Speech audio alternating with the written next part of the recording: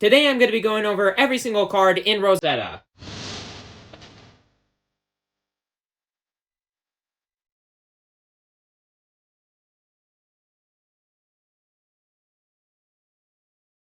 Hello and welcome to the table, and today let's just dive right into it, into this very long and fun journey of going over the sets, starting things off with the Fabled Will of Arcana. This 3-pitch, legendary, wizard resource gem, Fabled, oh my goodness, look at this card.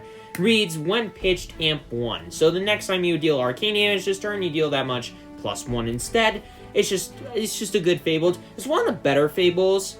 Sorry, dogs in the background. It's one of the better Fables in the game, in my opinion, which I'm not 100% sure if I like that or not, but hey, whatever. Cool card. Then, getting into the, well, once it finishes loading, getting into the next cards, Florian Rotwood Harbinger. This card is super cool. All of the Florian cards I'm going to go over here super quick are super cool, and I love them so much because I love Florian, you know?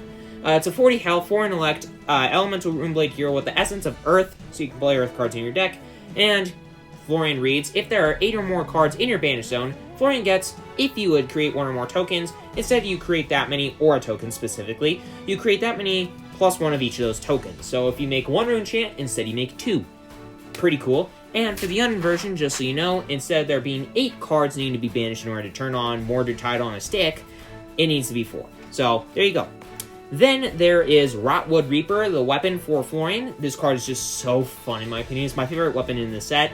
One of my favorite weapons of all time, honestly, because I don't know why, I just like it. It's a 2-cost attack, attacks for 2. However, if you played or created an aura this turn, this attack gets +2 power. So it's a 2-cost, 4 attack without go again on a weapon. Doesn't seem super overwhelming, but just, it stacks over the course of the game. You know, it just does a lot over the course of the game. So there you go. Then there's Germinate. We all know this card. 3-pitch, XX. Create an amount of rune chant or embodiment tokens, or create a rune chant or embodiment of Verve token. Then you repeat the process X more times. You gain X +1 life. It doesn't have go again. Blocks for 3. It's a good card. It's just a solid card. First Runeblade card, or first card in the set that was spoiled. We all know it, and it's just a good card. Then there is Thistlebloom Life. This is the first meld card. So you can play 1 or both halves of this card, and each half costs nothing. And it blocks for 3, pitches for 2. So you can play Life first. If you want to play both halves, you play Life first, gaining 1 life, Earth instant speed, doesn't need you to have an action point or anything. Then you can play the second half, Thistlebloom, reading, create X rune chant tokens, where X is the total life you've gained this turn, and it's a Runeblade action without go again, just so you know. So you can play both halves for 0 resources, Life first, then Thistlebloom. It's just solid, honestly, in my opinion. It's like a good 2-of in Florian, quite honestly. Then there is my favorite card in the set, Arcane Seeds Life. This card is just amazing. It blocks for 3, pitches for 1, both halves of it cost 0, it's another melt card. Life, 0 cost, gain 1 life, Earth instant. Already know it, it's good. Then there's Arcane Seeds, 0 cost, Runeblade action with go again. It says create a rune chant token, then you create a rune chant token. Why would you just print the same line of text twice instead of doing it? Just saying create 2 rune chant tokens. Because Florian, you know, it can make, when you create the first rune chant, it can make a second if Florian's ability is online. Once you make the second rune chant token, you can actually make another when Florian's ability is online. So you can make 4 rune chants and gain a life. So 5 points of value out of 1 card. I just like it. I just like the card. It's good. It's cool. I'm a nerd. Anyways, then getting into the Aurora cards, I got Aurora Shooting Star. I just love this card. It's one of my favorite heroes of all time. Not because it's like I'm a super big fan of aggressive decks, but it's just because I like the hero, and I like the fact that it's just a really good hero that introduced new players getting into Flesh and Blood into the game, and just kind of learning the ropes, the fundamentals. This is the hero to do it. I just like it a ton. Aurora Shooting Star is a 40 health, 4 intellect, elemental Runeblade hero, wielding the essence of lightning, so you can play lightning cards in your deck. And Aurora also has the once per turn instant speed ability for 2 resources to create an embodiment of lightning token, only if you've played a lightning card this turn. Embodiment of lightning tokens, just so you know, are tokens that read whenever you play an attack action. That attack gets go again because of the rune embodiment of lightning, and the embodiment of lightning goes away. So cool card. I just like Aurora a lot. It's very simple, very easy to understand, and it's just good. Speaking of stuff that's very easy to understand and good, Starfall.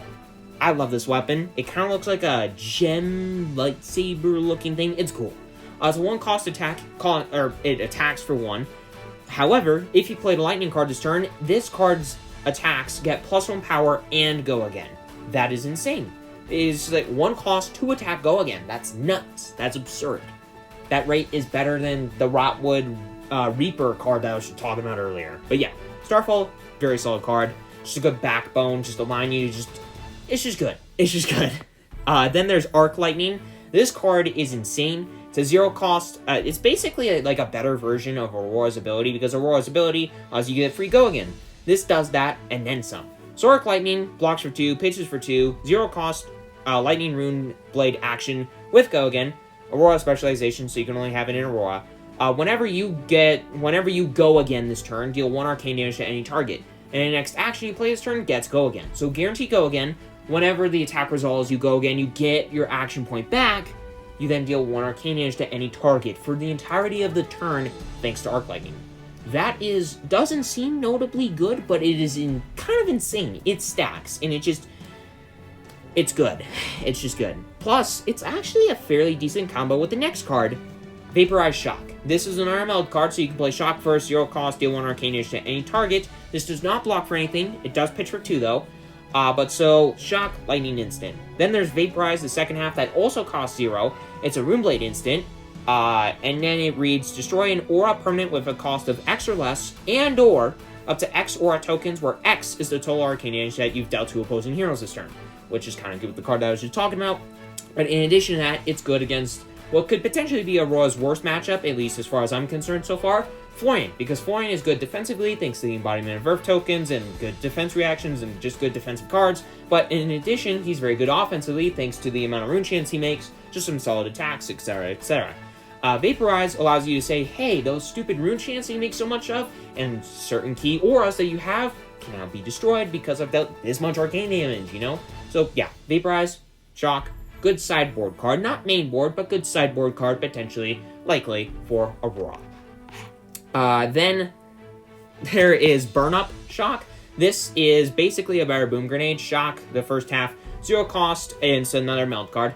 0 cost, deal 1 arcane damage to any target. Blocks for 3, just so you know. Both halves, I guess. Pitches for 1. The second half, Burn Up, is a Runeblade action and go again. Reads, the next time an attack you control, any attack you control, hits a hero this turn, deal 4 arcane damage to them. So it can be the weapon, it could be a 2 attack card, just random attack action you have, it could be a 4 cost, go again, whatever. Anything that hits this turn deals an additional 4 arcane damage to them. That's just nuts. I mean, it's just like, hey, it's a Boom Grenade, but it's just better, because it's like, it's more guaranteed, it blocks, it's just good. It's just good. So, yeah, there you go. I don't really know how else to explain it. Then getting into the next bunch of cards, I got Verdance, Thorn in the Rose, and her, basically, specialized cards. Verdance reads, and it's a 40 health, 4 intellect, elemental wizard hero, wielding the essence of Earth, so you can play Earth cards. It reads, if there are 8 or more Earth cards in your banish zone, Verdance gains the ability, whenever you gain life during your turn, you deal 1 arcane damage to an opposing hero, or an opposing target. So basically, you play Sigil Assault. You gain 3 life, you deal 1 arcane damage if Verdance's ability is online, which, by the way, you need 4 Earth cards instead of 8 in the banish zone for the Yun version, for those of you that play Blitz. But so Verdance, it's a unique hero. It's not necessarily my pick, it's not necessarily going to be my favorite hero to play, but it's very unique, and it's a pretty cool design space, honestly. So yeah, Verdance, cool looking card. Easily put. Then there's Staff of Verdance Shoots, her weapon. It's an Earth Wizard weapon staff. It has a once per turn action, go again for 3 resources to amp 1. Which doesn't seem very great, but whenever 1 or more Earth cards are pitched this way to activate the ability of this weapon, the next time you deal arcane damage this turn, you create an embodiment of Earth token, which basically allows you to block for additional points of damage on your non-attack actions. It's not notably important, but it's just solid. It's not great, but it's solid. It can allow you to just... It's not really... I don't really know how to judge this because I'm not a wizard guy, but it's just a good card. It's not necessarily going to be something that you're doing every turn as far as I know, but it's just solid when you need it. Then there is the first Majestic for Verdance, Heartbeat of Candlehold. This 1 cost Verdance specialization, blocks for 3, pitches for 3, and has go again, which is surprising on a wizard action. And it reads, gain 1 life, Gain 1 life, gain 1 life. So every instance of life you gain deals arcane damage potentially with Verdance's ability, which is important for this card because you can gain a life. If Verdance's ability is online, you deal an arcane damage, rinse and repeat 2 more times. So you can get 6 points of value out of 1 cost card that, by the way, pitches for 3 and blocks for 3. Seems kind of nuts to me. Plus it has go again, so it's just so many bonuses wrapped up into one beautiful package. Then there is Rampant Growth Life. Another meld card. The first half life, 0 cost, gain 1 life, Earth Instant, doesn't block for anything, pitches for 2. Then there's Rampant Growth, second half, Amp X, where X is the total life you've gained this turn. That is absurd, because, yes, you're not going to be gaining like 10 life in a turn with Verdance, but you're going to be gaining some level of life. Like, usually, because you're just wanting more instances instead of just overall, you're usually going to be gaining something like, likely 3, 4 life. Well, this says, hey, you Amp X equal to the amount of life you've gained, and you're wizard, so you're playing things that deal arcane damage, and this says, hey, that deals more, and it's just good. It just seems kind of good, so, yeah. It's a good card. It makes me cry. Then there's Pulsing Ether Life. This is the first half of it, life, 1 cost, gain 1 life. Not great, but it blocks for 3, pitches for 1, and the second half reads, deal 4 arcane damage to any target, notably. So, the way that this works is basically you can play life, 1 resource, gain 1 life, and potentially deal an arcane damage with Verdance. Then you can play the second half, 1 resource, Pulsing Ether, 4 damage to any target. So for 2 resources, you can get 6 points of value. That's solid, considering that you're dealing arcane damage mostly instead of normal damage, plus this blocks for 3, which is notable. So, it's a good card. It's not the best thing in the world, but it's a solid card nonetheless. Then getting into all of the cards for Oscilio, I got Oscilio Constella Intelligence. This is a 36 health, 4 intellect, elemental wizard hero with the essence of lightning, meaning you can play lightning cards in your deck, and he has the very powerful ability of, as in once per turn instant, you can discard an instant to then draw a card, a whole card. Hand fixing is not really amazing in Flesh and Blood, but it's still solid, but stapled onto your hero, well, we've all said that it's probably going to be good in some sense or another, considering that he's a wizard. So, there you go. Don't really know how else to describe that. And then there's Volzar, the lightning rod, his weapon. This massive robot wizard lightning dude has a super cool weapon. If you have an aura permanent with sigil in its name, this ability on the weapon costs 1 less to activate. That ability being a once per turn instant for 1 resource, potentially 0. Amping X, where X is the number of lightning cards you play this turn. So originally I thought the deck was going to want to play a ton of lightning cards that deal arcane damage, but actually it's only going to usually be like 1 or maybe 2 cards, lightning cards a turn. So Volzar is going to usually amp 1, maybe 2.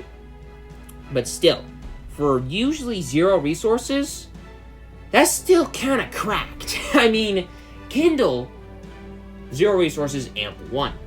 This is your weapon. 0 resources, usually amp 1. On a weapon that you can activate multiple times in the game. Seems pretty good to me, not gonna lie. Sometimes even amp 2. So yeah, it's a good card. Speaking of a good card, Sigil of Brilliance. This card is insane. It's doing everything that Oscilio's wanting to do. It's an instant. It is a sigil. That's awesome. And it's a lightning card. I don't know if I already said that, but yeah. So, Sigil of Brilliance, 0 cost, lightning, wizard, instant, aura, sigil in its name, so it cares, it does stuff. Pitches for 2. At the beginning of your action phase, sorry if I'm not talking amazing, I've just gotten very little sleep. At the beginning of your action phase, you destroy this, anyone that leaves the arena, you draw a card. So you can sometimes, usually, I mean, if you're playing this as like, hey, let's just get a massive hand and then just do stupid things. You're gonna, like, have a 4-card hand, start your turn. Let's say you play this at the end of your opponent's turn, so you cycle it. You get a 4th card added to your hand again, and you just cycle this card or whatever. And then you have your arsenal. I mean, it's just, this card's just good. You know, it's just a good card. It just seems like a good card to me, in my opinion. Just, yeah, this card's good. I don't really know how else to say it. Then there's Null Shock. This is another, basically, sideboard card. Both of the Lightning, Majestic Meld cards are sideboard cards for some reason, but whatever. Null Shock, the first half shock, 1 cost, deal 1 arcane damage to any target. This also blocks for nothing, pitches for 2, just so you know. Null, second half, 1 cost. If target instant card has cost less than the total arcane damage you've dealt to an opposing hero this turn, negate it. So basically, you're playing against a deck that cares about instants, and it's not a super good matchup for Oscilio. I'm thinking maybe Verdance, perhaps. Null basically is like, hey, I've dealt 3 arcane damage to you this turn, and you're playing a 1 cost instant that I don't like.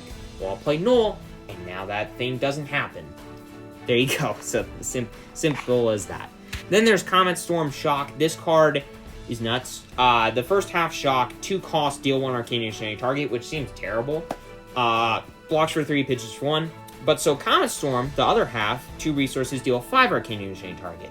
Well, Oscilio, the way he's wanting to work is to amp to the moon and then play something that just deals a gajillion damage. Like Forked Lightning lets you amp 1. Well, Forked Lightning deals 2, then deals 2. Well, actually, the amp 1 applies to both, so you deal 3, and you deal 3, so 6 damage total. Shock, Comet Storm, same kind of sense. So let's say you amp 1. Shock, first half, deals 2 arcane damage instead of 1. Comet Storm deals 6 instead of 5.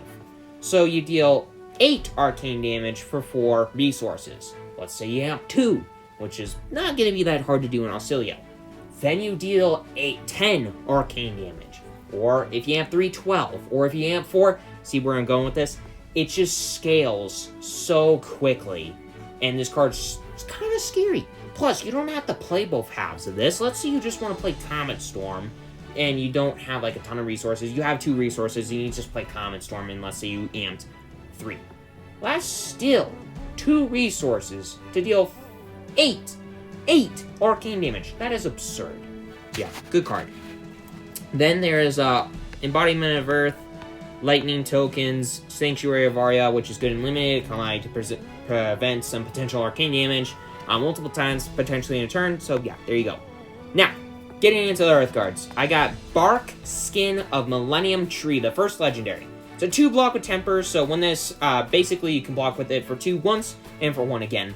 And it reads, when this defends, if there are 4 more Earth cards in your banish zone, create an embodiment of Earth token.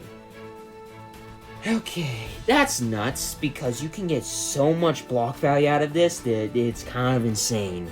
And I feel like this could potentially be very good in Verdance and or Florian. So yeah, there you go. This card's just solid. It's just solid. Then there's Helm of Lignum Vitae. I don't really know how to say it. Blocks for 1, Blade Break. If there are 4 more Earth cards in your banish zone, it blocks for an additional, so potentially 2. That's solid. Then there is, why is this loading so well? Then there's Well Grounded. Basically, you can destroy this to prevent 2 damage, only if there are 4 more Earth cards in your banish zone. So it can allow you to prevent some potential arcane damage, which is always solid. Then, getting into the majestic stuff, we got Felling of the Crown. This is so good. It's a 3 cost 4 attack, which doesn't seem great. This blocks for 3, by the way, and it pitches for 1. But if there are 4 more Earth cards in your banish zone, this gets plus 4 power, which is kind of insane. 3 cost 8 attack, that's nothing to scoff at. But it has Decompose, so when this attacks, first instance of Decompose, when this attacks, you may banish 2 Earth cards and an action card from your graveyard. So that's how you get Earth cards into your graveyard. In addition to that, if you do Decompose, each hero puts a card from their hand on the bottom of their deck. Period. End of sentence. That's absurd. Getting rid of stuff from your opponent's hand. Sure, you're doing it to your own hand too, but still, that is insane. It's a 3 cost, potentially attack that's doing what the deck's trying to do, getting stuff, Earth cards, into the banish zone, and screwing with the opponent's hand. That's stupid. That's just stupid. Yeah, then there's Plow Under. Speaking of stupid things that interact with the opponent, and you too, potentially. Well, you too, period. But yeah, whatever. Plow Under. 2 cost 2 attack, blocks for 3, pitches for 2. However, if there are 4 more Earth cards in your banish zone, this gets plus 4 power, so 2 cost 6 attack. That's solid. However, Decompose reads, whenever this attacks, you may banish 2 Earth cards and an action card from your graveyard. Already know that. However, this has a different thing of, if you do, you get this effect. If you do, you get an effect of each hero putting a card from their arsenal on the bottom of their deck instead of a card from their hand. What? What? That's insane, because, I mean, that's not as good as getting rid of stuff from hand, but Arsenal still suffices very well. So, yeah, Plow Under, good card. Then there's Channel the Millennium Tree. I still don't know how to decide how I feel about this card because I don't know how good Amp is necessarily in Florian. I don't think it's good in Florian, and I don't know. I mean, it's good in Verdance, but I don't know if it's like the main game plan to where this card's going to be like a 3 of. It's probably going to be, honestly, but Channel the Millennium Tree. So 3 cost, Earth, Action, Aura, but go again, pitches for 1. Whenever this enters the arena, and at the beginning of your action phase, Amp 3. It has Channel Earth, so at the beginning of your end phase, you put a flow counter on this, then you destroy it unless you put an Earth card from your pitch zone on the bottom of your deck for each flow counter on it. So basically, you play this on the first turn you play this, you pitch a blue, that's an Earth card, let's just say, and you Amp 3, sticks around for an extra turn because you can put an Earth card from your pitch zone on the bottom, and then you get to Amp 3 again. So, like, it's gonna be fairly easy to Amp 3 twice off of this card, which, not that bad, not gonna lie. So yeah, there we go. I don't really know what to say about it, but there we go. Then there's Earth's Embrace. So 1 cost, Earth Action, Aura, blocks for 2, pitches for 3, got go again. At the beginning of your end phase, you create an embodiment of Earth token.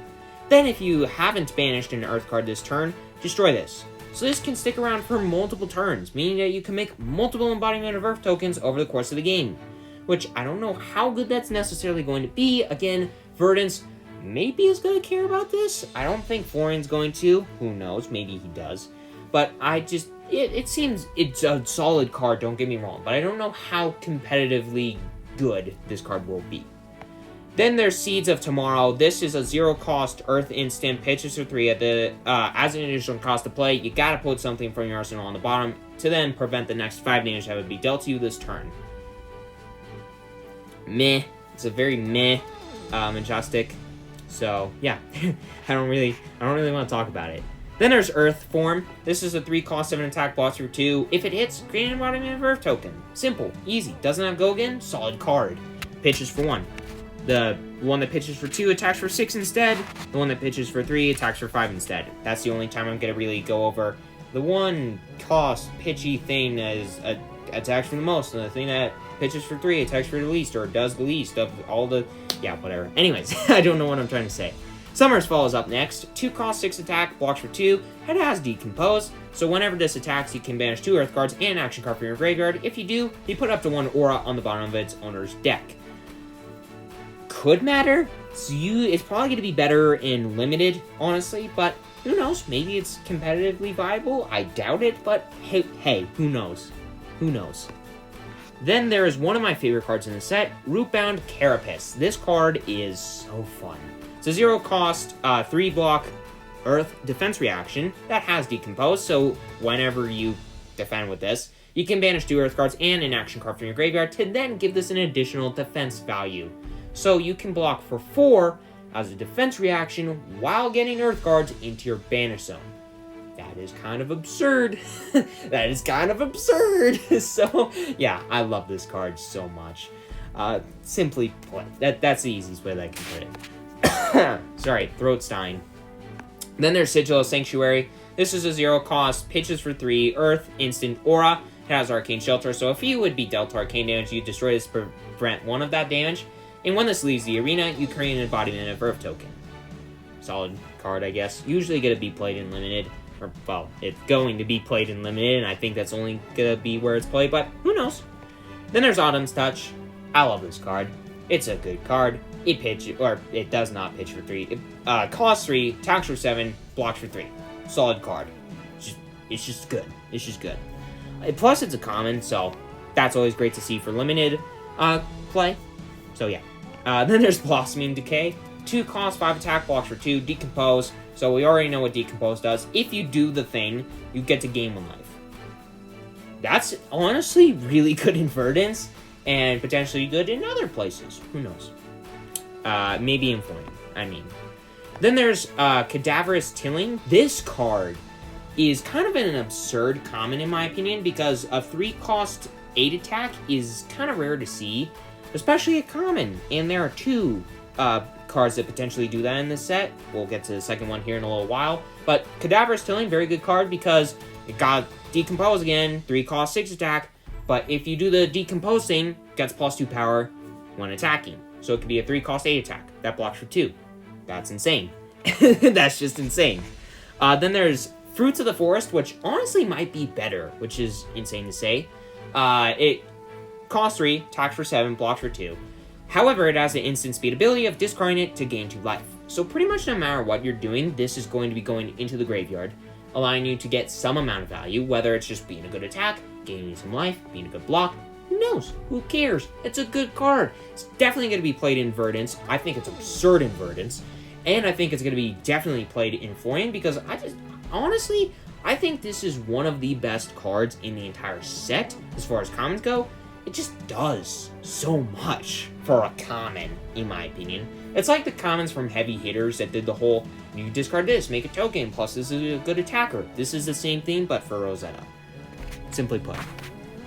Then there is Strength of 4 Seasons. 2 cost 4 attack, blocks for 2. However, if there are 4 more Earth cards in your advantage zone, this gets plus 4 power. So it attacks for 8, for 2 resources. Forgot about this card. So there are a lot more cards that attack for 8 in the set than I thought that were iconic. This card is good. This card is good in Limited. Maybe it's good in some Classic Constructed and Blitz decks.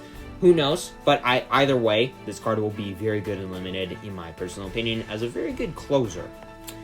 Then there is Harvest Season. This is another really solid card. This set just has a ton of solid cards. 1 cost, go again, Earth Action Aura, blocks for 2. At the beginning of your action phase, you destroy this to then gain 3 life. Okay. Yeah, it's just solid. It gains you some life. It does some stuff with Verdance. It is just a good card. It can allow you to soak up some arcane damage if you're playing Earth decks. So, good card. Then there is Strong Yield. This is kind of the opposite of Harvest Season. It does the same thing, except instead of gaining you 3 life, it says the next attack action, or the next attack, sorry, this turn gets plus 3 power, which is solid. Yeah, there we go.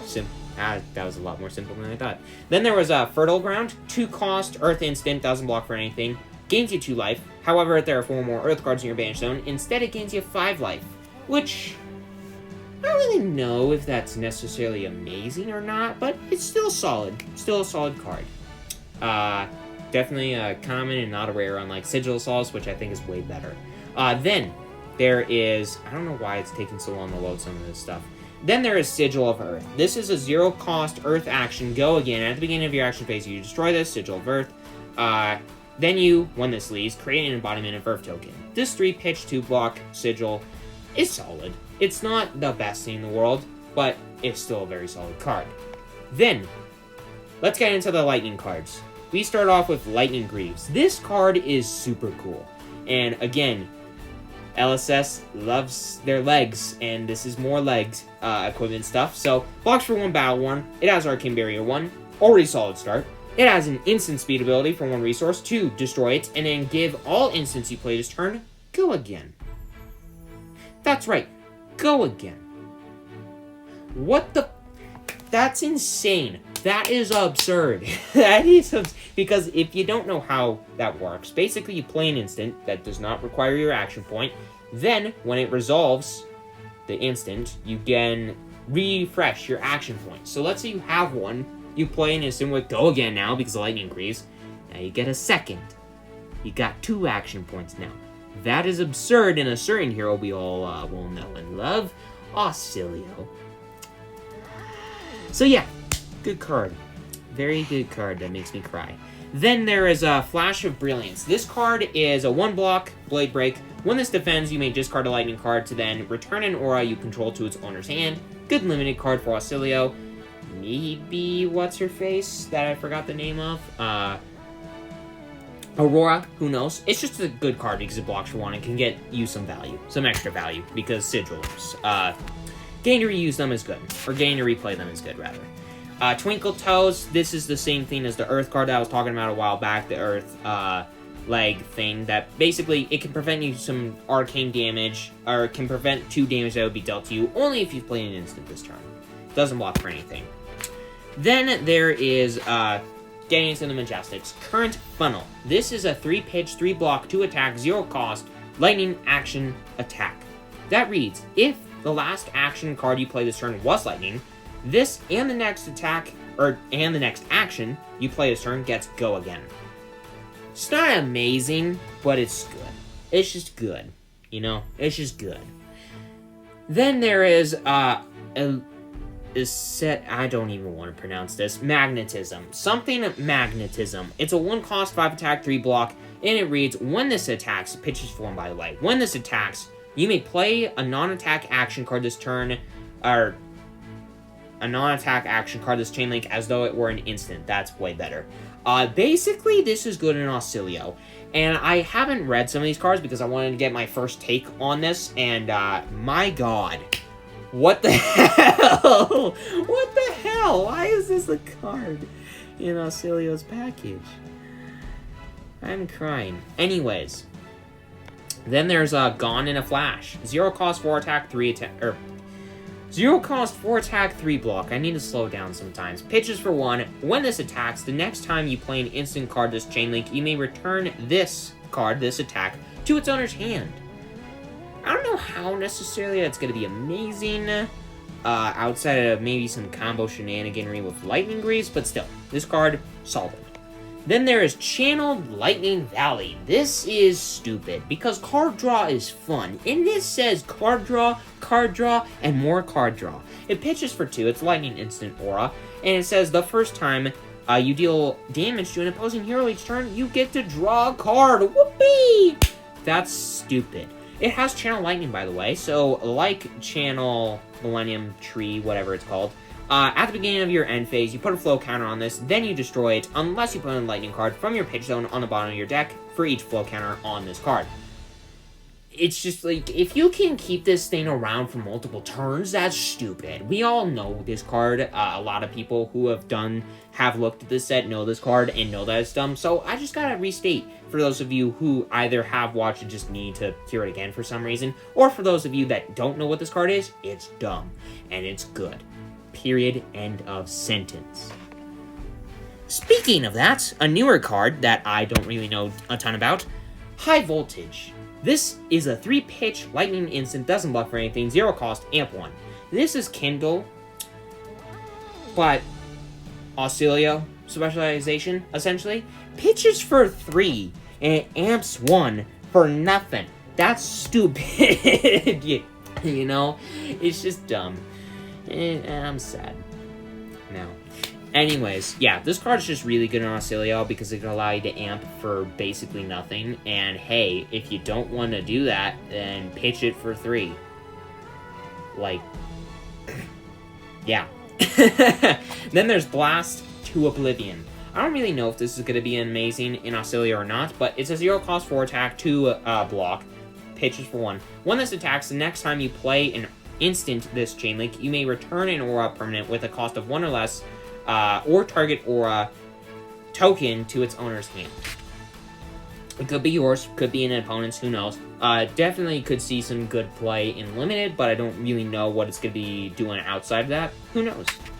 Then, getting into Lightning Form, the second rare that I want to be talking about for Lightning cards. Lightning Form, 1 cost, 5 attack, blocks for 2. When it hits, grant an embodiment of Lightning token. Just a good card. It's like Earth Form, but Lightning. I need to transition. Anyways, then we got Electromagnetic Somersault. This card... this card is fun. This is a 0 cost lightning instant, doesn't block for anything, thank God. And it reads, choose up to 2 attack action cards with a cost of 0 or more on the active chain link. Return them to their owner's hand when the chain link resolves. So basically, you get to reuse your attacks. That's not cracked at all. So yeah, this card is fun and not okay. Speaking of things that make me cry, this is one that does it. This is a really good rare, simply put. I don't want to basically go on a rant for like 20 minutes on how this card is going to be super good in Aurora, but it is. Then there's Sigil of Conductivity. 0 cost, 3 pitch, doesn't block for anything, lightning instant, aura, arcane shelter 1. Don't really want to go over that again. When this leaves the arena, create an embodiment of lightning token. Same thing as Sigil of whatever the Earth version of this card was, but lightning. Why'd I do the lightning form joke twice? Then there is Flittering Charge. This is a 0 cost 4 attack, blocks for 2. And if you play an instant card this chain link, this gets go again. I love 0 cost 4 attacks with go again. They're fun.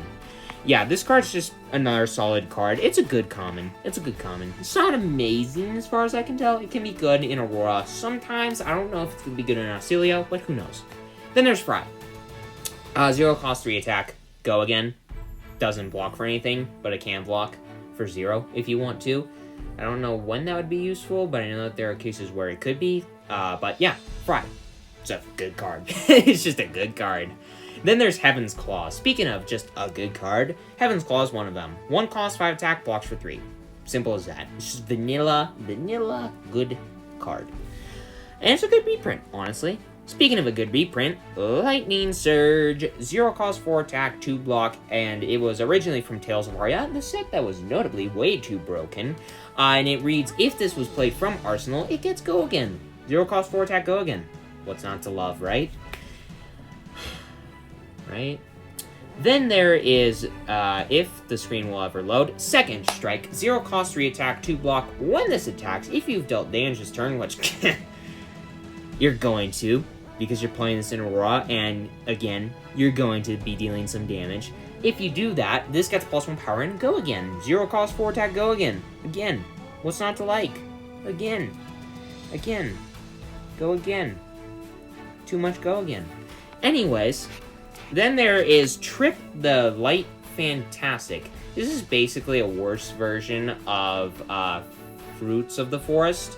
This is the lightning version. 1 cost, 5 attack, 2 block, instant, discard this, prevent the next 2 damage that would be dealt to you. I don't like it as much as Fruits of the Forest because reasons. It's just not as fun to me.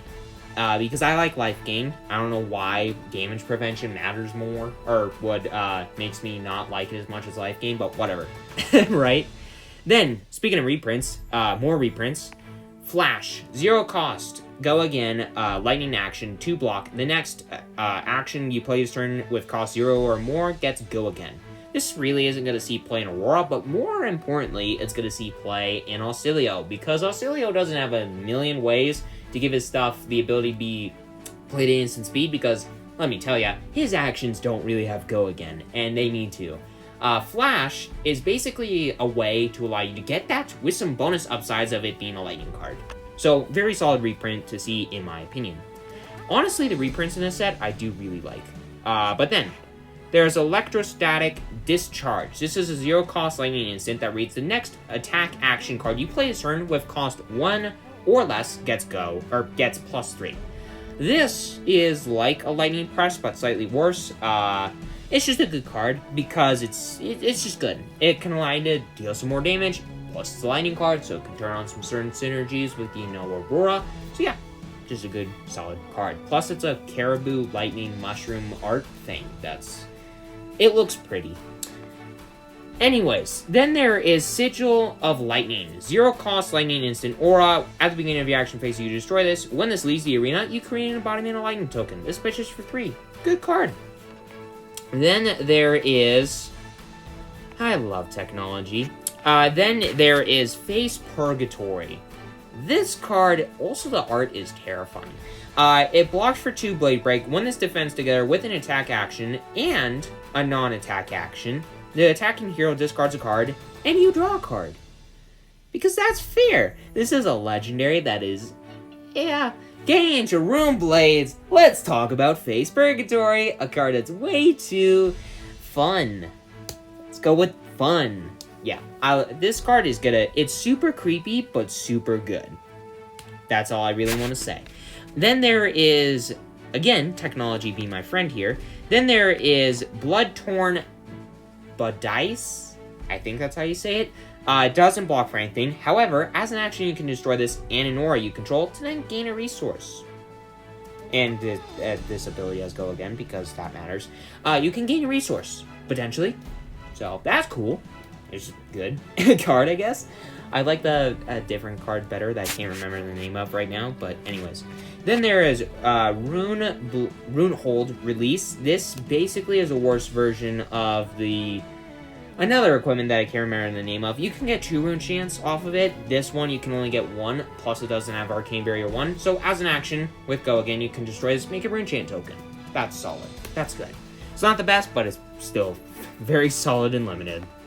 Then there is Snuff Out. This card, speaking of horrifying, Snuff Out is a 1 cost, 5 attack, 3 block, pitches for 1, Majestic. Runeblade, action attack, Majestic. When this hits a hero, you may destroy an aura you control. Then, if you do, they discard a card. Why? This card is fun. And mean. Yeah. Then there is I love saying words. Machinations of Dominion. This is a 0 cost, 3 block, pitches for 3, Runeblade action would Go Again, and it's not that great, because in CC at least. It reads, the next Runeblade attack action card you play this turn gets Overpower, and if you've played or created an aura this turn, it gets Go Again in addition to that. Cool, I guess? It's not the best, it's not the worst, it doesn't deal more damage, but it pitches for 3 and it blocks for 3, it's good. It's not the best, again, but it's solid. It's solid. Then there is Succumb to Temptation. There's a freaking vampire on this. That's weird. It pitches for 2, blocks for 3. It's a Runeblade action and Go Again with a ton of text on it that costs 0. It says, if you've dealt arcane damage this turn, you may play this as though it were an instant. The next time a Runeblade attack action card you control hits a hero this turn, what? Sorry, this is the first time I'm reading this. Look at their hand and choose a card, and they discard it. What the why? Why do Runeblade's cards in this set hate people? Okay. I guess discard is a theme from Runeblades, or more specifically, Florian in this set. I'm sorry, Dad. You're not gonna like me when I play Florian. I'm probably not gonna play this, honestly. This card's good. I don't know. How good is making your opponent just...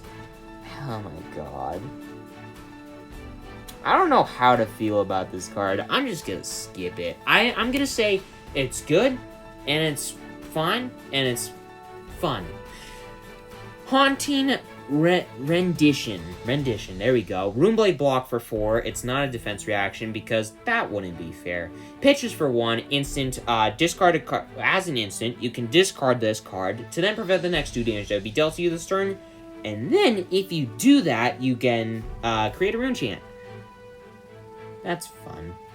That's nice. That's people. Why? Haunting Rendition is a fun block card that can allow you to make some rune chants if that matters. Then there is Splintering Deadwood. Speaking of things that makes rune chant tokens, this does that and then some. This is a 3 cost 7 attack that blocks for 3, which is already an amazing start. Doesn't have Go Again, unfortunately, but when this attacks or hits, you may destroy an aura you control to then create a rune chant token. So you can create 1 rune chant when this attacks, and if it hits, create a second. Why? Also, this is a good rare. This is just a solid rare. We're getting to rares now. But yeah, it's just a very solid rare. Then there is Vantage Point. This is not nearly as good of a rare. Cost 3, attacks for 7, blocks for 3. If you played or created an aura this turn, it gets Overpowered. Pitches for 1. Solid card. It's a lot better in Blitz, in my opinion, than it is in CC. It's definitely going to be good in Limited, but yeah, it's just very good, solid card. I don't know what I'm saying right now. Condemned to Slaughter. This, first off, has really freaking cool art, but I don't know if it's going to get played, because I haven't really read it that many times. 1 cost, 3 block, Runeblade action will Go Again. It reads, your next Runeblade attack action, or attack period, this turn gets plus 3 power, and it reads, you may destroy an aura you control to then have each opponent destroy an aura permanent they control. Yeah, that doesn't really matter. I don't know if that's going to matter in sideboards at all for any format, but it could maybe be good in Limited. Outside of that, who knows, Something Incantation is up next. A 0 cost Runeblade action aura with Go Again that blocks for 2, and it enters with 3 verse counters on it, and when it has none, you destroy it. As a once per turn ability, when you play an attack action card, you may remove, or you do, remove a verse counter from this to then create a rune chant token. tons of ways to make rune chants. This does that over the course of multiple turns. Therefore, it's good, right? Right. This card is very stupid, and it's very, very much so solid in Florian. Which, by the way, Florian, I originally thought it was going to be super go widey. No, it's just go super big. It's just like one big thing. It also is even bigger because there are a million rune chant tokens behind it. Yeah. Then there is Sigil of the Arcanite. This is a 0-cost, 3-pitch, 2-block, Runeblade attack action aura with Go Again. Or, attack action? No, this is a Runeblade action aura with Go Again that says, at the beginning of your action phase, you destroy this. When this leaves the arena, you reveal the top card of your deck, and if it's an attack action, you put it into your hand. Potential card draw? Maybe good? I don't really think this card's amazing. A lot of people have said this card's meh. I honestly think the card's meh as well. If you think it's good, good for you. A lot of people don't agree with you, but hey, good for you nonetheless. Then getting into the commons, I got Arcanic Spike. This is a 2-cost, 5-attack, 3-block that says if you've dealt arcane damage this turn, this gets +2 power. Again, good and limited. I don't really know if it's going to see a ton of play in CC or Blitz. I honestly don't think it will, but in limited play, oh baby, this card could be some pretty solid and pretty stupid stuff. Then there is another reprint, Consuming Volition. Yep. 1-cost, 4-attack, 3-block. It reads, if you've dealt arcane damage this turn, this gets, when this hits a hero, they discard a card. Again, Runeblades just hate people in this set for some reason. Just love for them to just discard cards. Also, the art on this card is way more terrifying than I remember, so I'm going to click off of that now. Yeah, the card is mean, and it's a fun reprint that people will love so much and love to see in draft. I don't know what that voice was supposed to be. Sorry for those of you still tuning in and totally loving me talking about these cards. Then there is Hit the High Notes, 1-cost, 4-attack, blocks for 3. This is a Shrill the Skull form type card. It reads, if you played or created an aura this turn, it gets +2 power, 1-cost, 6 attack. I've heard that's good. Plus it blocks for 3, which makes it so much stupider. Yeah. Then there is Hocus Pocus. I don't know why I said it like that. Hocus Pocus. It's a 0-cost, 3-attack, 3-block that says when it attacks, you create a Rune Chant token. Rune Chant creation? Plus it costs 0? I mean, what's not to like, man? Yeah. I really need to get sleep. Meet and Greet is up next. 1-cost, 4-attack, 3-block. When this hits, create a Rune Chant token. And then if you've dealt arcane damage to an opposing hero this turn, it also gets Go Again. Yeah, it's another really solid reprint, honestly. The first time I read this card, I'm like, man, this card isn't that good. Yes, it is. Shut up. You don't know what you're talking about. You haven't been playing this game that long. This card's good, and you just need to, like, stop trying to judge cards. This card is so, like, it's going to be great in limited, and honestly, I think it's going to be really solid in a limited or constructed gameplay as well. I don't know if this is going to be guaranteed to be in Florian, but I would not be surprised if it is. And, I mean, I've tested some lists. I've had some with it in it, and I've had some without it in it. I don't know if the final version is or isn't going to have it in it, but who knows. Then there is Rune Rager Swarm. This card is fun. It's very cool looking as far as art goes. Let's just go with that. It's a 0-cost, 3-attack, 3-block, and it can have Go Again if you played or created an aura this turn. That's cool. And I don't know why there are a ton of fairies trying to kill a giant. But hey, the art looks cool, and it'll be something cool to look at until you very quickly play it, because, I mean, hey, Go Again. Gotta go fast, right? I don't know if this is going to be amazing in Aurora or not in Limited, but who knows, maybe. I think it'll definitely be good in Florian Limited, and maybe Constructed, but I'm not I like with Meet and Greet, I've had some lists with it in, and without it in it, but, I don't really know how to judge this card, honestly, for, like, Constructed just yet. Then there's a 2-card combo up next. Arcane Cussing and Deadwood Dirge. Let's go over Arcane Cussing first. 1-cost, Runeblade action aura with Go Again that blocks for 2. If you deal or are dealt arcane or are dealt damage, period, destroy this. And when this leaves the arena during your turn, you create 3 Rune Chant tokens.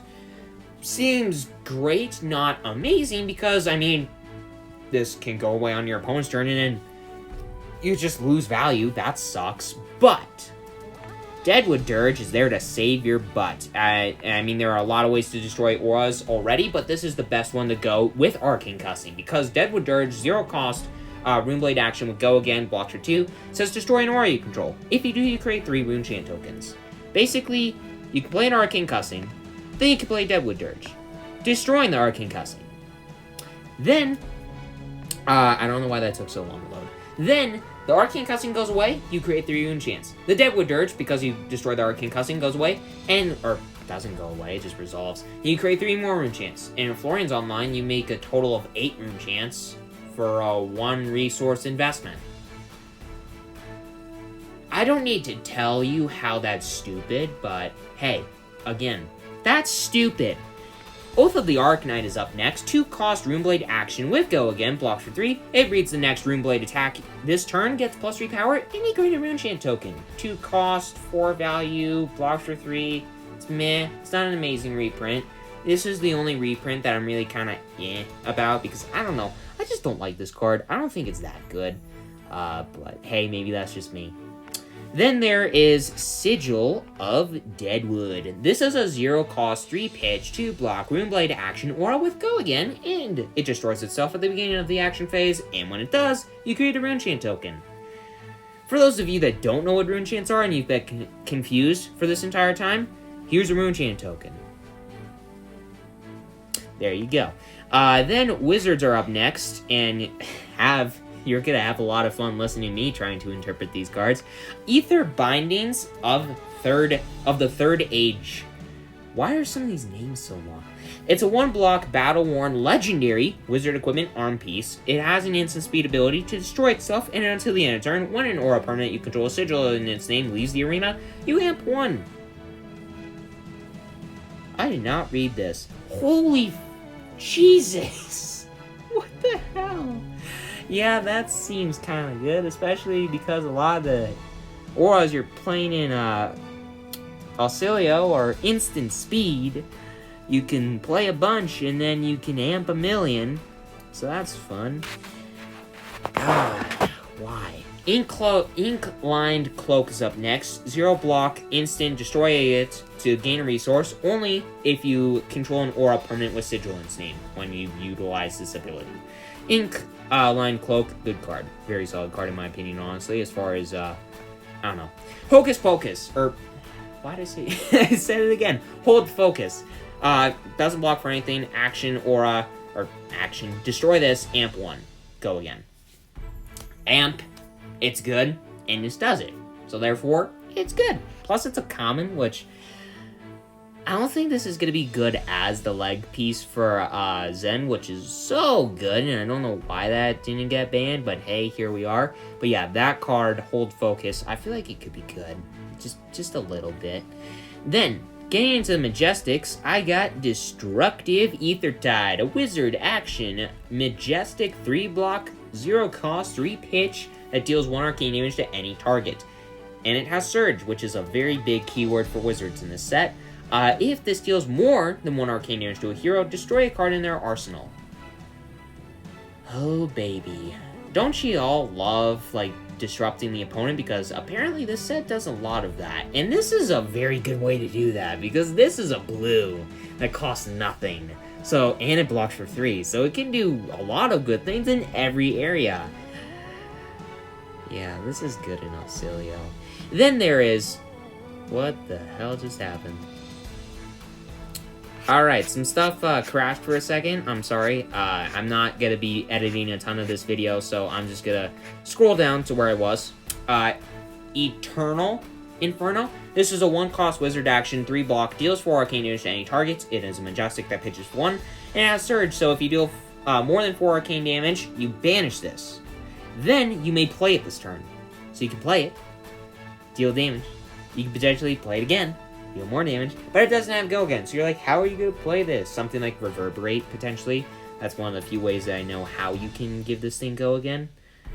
I don't know of ways in this set to do that. I don't know. Maybe I just didn't read enough cards. No, I read pretty much all of them, except, like, certain Majestics I knew were pretty much going to be good. Speaking of which, here's one that I haven't read. Sigil of Ether. 3 pitch, 0 cost, it's a sigil, so I knew it was going to be good. Wizard instant aura. See? Already instant. At the beginning of your action phase, you destroy this. When this leaves the arena, you deal 1 arcane damage to any target. Okay? And if damage is dealt this way, you amp 1. Oh my god. Again, Oscilio, wanting to amp to the moon? Guess what does it? This card. The doorway to ether and crying and fun times. Mental block. 3 pitch, 2 block, wizard block. Yeah. It, as an instant, can discard itself to then prevent the next 2 damage that would be dealt to you this turn, and the first time that you prevent damage this way, you create a ponder token. I honestly have no idea why you would ever block with this and not just use the instant speed ability of it. But hey, who knows? Maybe you don't want to ponder for some reason. Yeah, mental block. It's a card. Chorus of the Amphitheater. This is a 2 and getting inspiration, by the way, for wizards. It costs 2, blocks for 2, and it deals 4 arcane damage to any target. It does not have to go again. As an instant, you can discard it to then give the next action or instant you control the ability to deal an additional arcane damage. Or if it would deal arcane damage, it deals that much +1 instead. Which is fun. Then there's Glyph Overlay. This is on... Okay, going back to this for a second. There are ways in the set that I think do it for much better. So honestly, in Limited, who knows? Maybe this card's good. In Constructed, I think it's not going to be great. Then there's Glyph Overlay. This is a 1 cost, 3 block, wizard action. It says deal X plus 3 arcane damage to target hero, where X is the number of aura permanents you control a sigil in their name. That's absurd. Then Surge. If this deals more than 3 damage, gain 1 life. Then shuffle all aura permanents you control a sigil in their name into their owner's deck. Oh boy. Why? See, here's the thing about sigils. They say when they leave the arena, not go into the graveyard. This removes them from the arena. So this ability goes off. And you can use them again, thanks to Glyph Overlay, shuffling them into your deck. This card's cracked. For those of you that didn't already know, this card's cracked. Mainly in Oscilio, specifically in Oscilio. Then there is Pop the Bubble, a card that is not very good, even though it's rare. 0 cost 3, it deals 3 arcane damage, it blocks for 3. And if it deals 3 or more arcane damage to a hero, because of its surge ability, you destroy an aura permanent they control. Good in Limited, maybe in sideboard, who knows? Probably not going to be, but it's still a fine card. Not the best, but not bad either. Save the Thought. I still don't know how exactly this card's going to be good, but I think it will be. Cost 2, it's a wizard instant, creates a ponder token, and it shuffles up to 3 non-attack action cards from your graveyard into your deck. I don't know how necessarily this card is going to be good, but again, I feel in my gut there's something that makes this good. I don't know what. Leave a comment down below if you do, and I'm just dumb. But I don't know. Again, good, maybe. Who knows? I think it's going to be. Then there is Sigil of Temporal Manipulation. I don't know why I said it like that. Pitches for 3, cost 0, wizard instant aura, and at the beginning of your action phase, you destroy it. And then when this leaves the arena, you get to banish the top card of your deck. If it's a non-attack action card, you may play it as though it were an instant. Basically, it's one of the few ways in the set to allow you to play your non-attack actions with effectively Go Again. So yeah, this card is definitely a 3 of an Oscilio, and well, I don't know if it's going to be good in Verdance, but maybe, who knows. Then, Ether Quickening, getting into the commons. Ether Quickening deals 4 arcane damage for 1 resource, blocks for 3. Surge, if it deals more than 4, it gets Go Again. Go Again. Fun. And hey, that's a way to get Go Again on the thing. Arcane Twinning is up next. 0 cost, deals 3 arcane damage to any target, blocks for 3, wizard action. As an instant, you can discard it to amp 1. Again, amp, good. This does that. Plus arcane damage if you need it to. Therefore, good. Therefore, good. Period. End of sentence. I hate that card. I know I'm going to. Etchings of Arcana. First off, gorgeous art. I mean, to be fair, a lot of the wizard cards in this set have very gorgeous art, but this especially. I mean, look at the river-looky thing with the rainbow fish. I don't know if it's fish or if it's just like weird magic crap, but hey, either way. It costs 0, blocks for 3, deals 3 arcane damage to target hero, and Surge. If it deals more than 3, you get to return an aura with Sigilant's name from your graveyard to your hand. Again, this is going to be very good and limited, and likely going to be actually probably playable in CC and maybe Blitz, who knows? Maybe not, maybe so? Who knows? But yeah, Etchings of Arcana, solid card, for sure. And then there's Exploding Ether, very solid card. It's a 2 cost, 2 block, go again, wizard action. Hey, it has go again. What the heck? It amps 3. Yeah, that's stupid. That's very stupid. This card can deal so much. I mean, this card can do some work, simply put. Because, yeah, it's just good. It's just very good. Open the Floodgates. 2 costs, 3 arcane damage, blocks for 3. If it deals more than 3 arcane damage, draw 2 cards. Yeah, that's fun. I don't know. Honestly, I don't think this is going to be good and constructed. Maybe it is. Maybe I'm just crazy. I likely am, because I haven't gotten enough sleep, and I'm tired, and it's way too late at night. But open the Floodgates. Drawing 2 cards, I don't know if there are enough ways to give your stuff go again, or the ability to be played at instant speed to where drawing 2 cards. I mean, yes, you can put stuff in your arsenal, you can set up, you can, all that kind of crap, right? But I don't know if this is going to be good enough to where the 2 extra cards are going to actually do good work. Who knows? Maybe, maybe not. But something that will do a lot of work, Overflow the Ether Well. Let me tell ya, this card, 0 cost, deals 3 arcane damage to target hero, 3 block, and if it deals 3 or more, deals more than 3, gain 2 resources. What the hell? This is so much better than drawing 2 cards than the other one, open the Floodgates. This is so much better in my opinion, because, I mean, first off, this would be free. Second off, Overflow the Ether Well, the extra resources, I think, will matter a lot more. And crazily enough, I think the extra resources will matter more in Oscilio than they will than the extra cards. Maybe. I don't know. Maybe I'm crazy. Leave a comment down below if you think I am. But hey, again, who knows. Then there is Perennial Ether Bloom. This is a 0 cost, deals 3 arcane damage to target hero, blocks for 3. And it has Surge, so if it deals more than 3 arcane damage, put it on the bottom of its owner's deck. Solid card. Don't know if it's going to be great, but definitely solid. Photon Splicing is up next. 1 cost, deals 4 arcane damage to any target, blocks for 3, instant speed, discard a card, and an amp 1. Or you can instant speed discard this to then amp 1. I don't know what I'm saying anymore. But yeah, this card is, this card's just good because, I mean, hey, arcane damage. If you don't want to arcane damage, you can amp, and amp good, so that more arcane damage can do arcane damage stupid things. I don't know what I'm trying to say. But Photon Splicing is just a good card, you know? It's just solid. It's just very solid. Then there's Trailblazing Ether. Speaking of ways to get go again, the few ways to get go again, this can get go again. 0 cost, 3 block, deals 3 arcane damage to target hero, and if it deals more than 3 damage, you guessed it, it gets go again. Solid.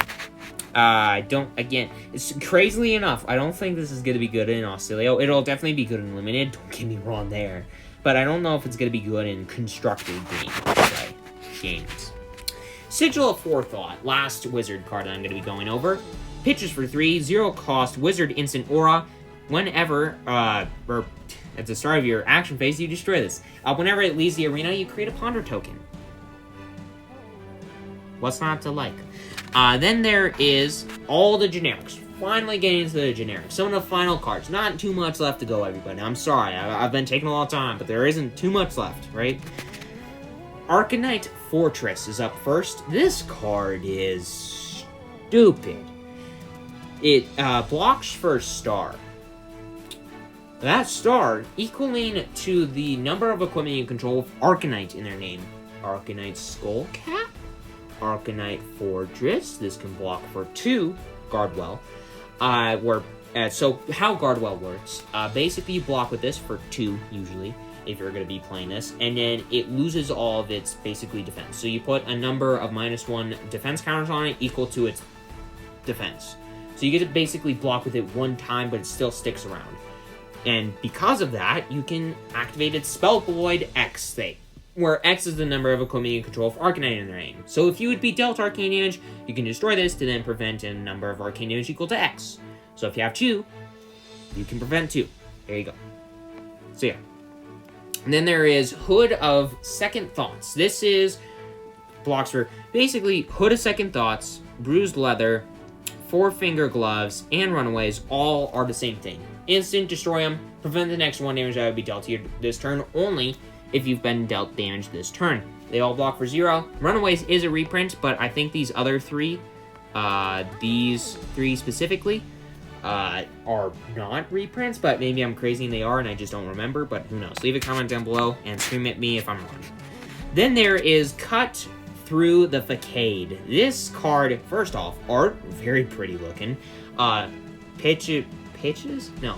Pitches for 1, block, it blocks for 2, costs 3, and attacks for 7, doesn't have go again. This can't be defended by auras, which is actually honestly notable because auras are a big deal in the set. I don't know if they're going to be a super big deal now outside of this set, and I mean, yes, in part Misdale to a sense. I don't know, maybe this is good and constructed, maybe not. When this hits a hero, you may destroy an aura they control. Again, probably, this card likely is going to be sideboard. I don't know what decks this would be in a sideboard for, but who knows. Then, there is 10 foot tall and bulletproof. I love this card. This card is so stupid. I was watching the premiere the other day. I didn't see everything because school has been a pain in the goddamn ass. But, this card I did see, and I'm like, oh my god, this is the coolest thing ever. It sucks, but it's hilarious. I mean, first off, the flavor text is perfect. Worry about the hangover tomorrow. It sounds like every person in Wisconsin. Block, well, it does block. It costs 3, it attacks for 10, and it also blocks for 10. Does not have go again, thank god. Well, honestly, it'd actually probably be good if it had go again, but it isn't good. Why the hell would this not be good? I mean, it pitches for 1, which isn't great, but it costs 3 to attack for 10, otherwise it blocks for 10. What's not to love? When this attacks or defends, your hero gets -2 intellect during their next end phase. That sucks, because it basically means you are drawing 2 less cards at the end of your next turn, which is not good. Not good at all. Call to the Grave. This card makes me happy, because if you don't know, I love graveyard strategies. It is like my favorite thing in all of trading card game ever history. I love graveyard strategies, and this says that's gonna happen one day. Pitches for 3, blocks for 2, costs 0, search your deck for a card, put it into your graveyard, and then shuffle. Go again. Why would this ever matter? And yeah, sure, it can fetch an Earth card and then put it into your graveyard so you can banish it with Decompose, but that's not gonna matter. What matters is that this says one day, Necromancer, because I mean, come on, look at the art. Tell me that's not a Necromancer. One day, Necromancers are going to exist, and Graveyard is gonna be a big deal. And you get to search for it, you get to turn your deck into a toolbox with this card. Oh my god, let me tell you, this card, god, I hope this means in like the next set or 2, we're getting Necromancers. And you know, I love Wizards now, or not Wizards, I love Warriors now, but if Necromancer comes around, I'm gonna get a new favorite class. Because, let me tell you, Graveyards, me likey. And this card loves them too. And then, there is Truce. This is a 3 pitch, 3 block, 2 cost, generic action aura. When this enters the arena, choose an opponent. At the beginning of their end phase, destroy this, and you each gain 3 life. Whenever you, or a card you control, is the target of an attack they control, destroy this, and draw a card. This is basically Ultimate Pit Fight card. I don't really know if it's going to be amazing or not, but hey, I mean, it's cool. It's cool.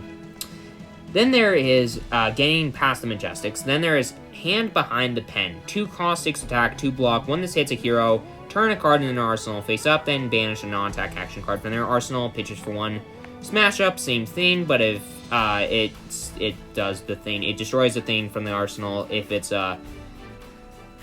attack action, then there is Tongue-Tied, which is the same thing, but if it's in an instant.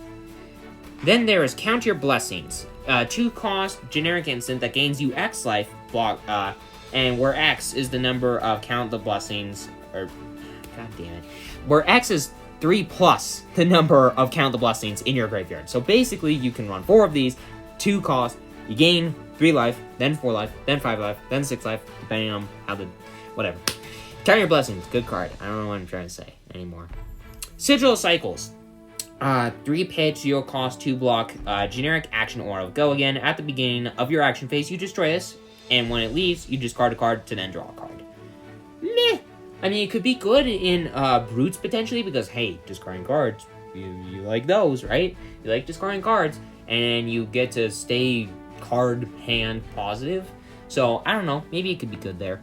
Then, a card that I talked about way earlier, where I was like, oh, there are 2 cards in this set that cost 3, that attack for 8. There's a lot more of those than I thought at the time, or that I remembered at the time, but this was the second one that I was talking about, or meant to be talking about earlier. Findals, Fighting Spirit, a common that used to be a rare, that's now a common. I love this card. This is one of my favorite generics of all time. Cost 3, attacks for 7, potentially a little bit more. I mean, it doesn't attack for more, but it could get you some extra value, because when this attacks or defends, if you have less life than the opposing hero, you gain life. By the way, this blocks for 2, so you can block for 2, gain life, potentially. You can, for 3 resources, attack with this for 7, potentially gain life, and get 8 value. Sure, this doesn't have Go Again, but god, at common, this is insane. Then, there's Sigil of Findal. Same thing as the Sigil of Cycles, however, it gains you life instead of discarding and drawing a card when it goes away. Then there is Arcane Polarity, 0 cost, generic instant that gains you a life, but if you've dealt arcane damage this turn, or if you've been dealt arcane damage this turn rather, instead you gain 4 life. This card is only really going to be noteworthy in Limited, maybe outside of Limited, but I highly doubt it. This card is going to be amazing in Limited, and that's all you really need to know. Speaking of which, cards that are only going to be good in Limited, another reprint like Findals Fighting Spirits, Brush Off. This is a 0 cost generic instant that's from Outsiders originally, that says the next time that you would be dealt 3 or less damage this turn, prevent it. Just a good way to prevent damage. Specifically, some arcane damage, what this set doesn't have a ton of ways to do, but hey, now you have some more ways to do it. Then there is Ponder Tokens, so if you did, Ponder Tokens, Cracked Baubles, who cares? Expansion slot, final thing. There isn't too much left to talk about. Expansion slot time. Widow Veil Respirator. Basically, this is a cycle of assassin equipment. There are 4, 1 for each basically slot. This one, the Widow Veil Respirator, is an Arcane Barrier 1, Spell Void 1 equipment. So it can prevent some arcane damage with Spell Void 1, without you having to spend resources, or for a longer portion of time instead of a one-time deal. You can prevent 1 arcane damage for 1 resource, or just, Arcane Barrier 1, just good.